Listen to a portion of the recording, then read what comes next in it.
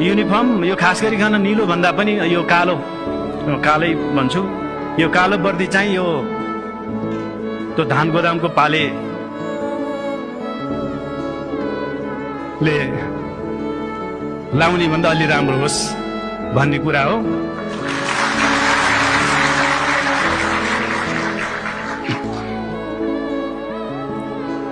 र अर्को विषय चाहिँ यो एउटा सामान्य कुरा, यो रिक्रुटमेन्टमा चाहिँ बायोमेट्रिक मसिन खरिद गर्ने कुराहरू।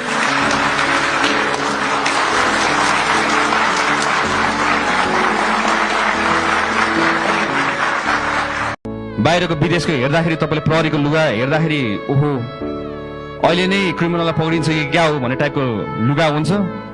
हाम्रो हेऱ्यो उद्रेको लुगा, खुइलेको चुस्ता, च्यातेको बुट।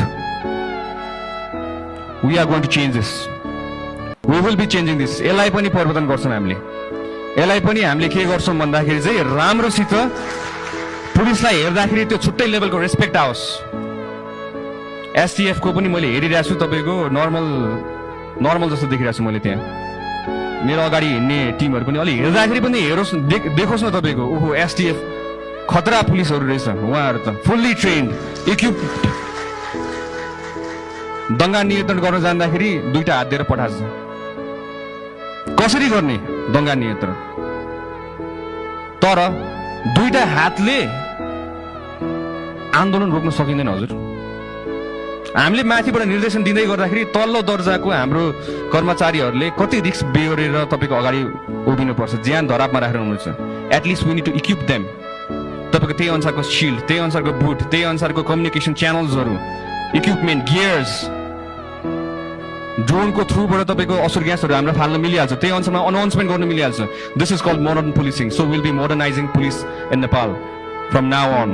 अबदेखि हामीले आफ्नो सङ्गठनलाई नयाँ मोडर्न पुलिसिङ भनेर हामीले गर्छौँ, जसमा हामीले प्रविधि स्रोत साधन सबैको युज गरेर हामीले त्यही अनुसारमा फुल फेजमा ट्रेनिङ दिएर हामीले बल्ल हामीले अगाडि बढाउँछौँ।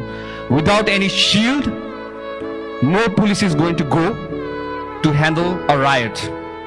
कुनै आन्दोलन हुँदैछ भने शिल्ड बिना र फुल गियर इक्विप बिना कुनै सिपाहीलाई अगाडि नबढाउनु हुन्न। म हार्दिक अनुरोध गर्दछु हाम्रो आइजिपी साहब र विभिन्न हाम्रो अधिकृत ज्यूहरूलाई पनि।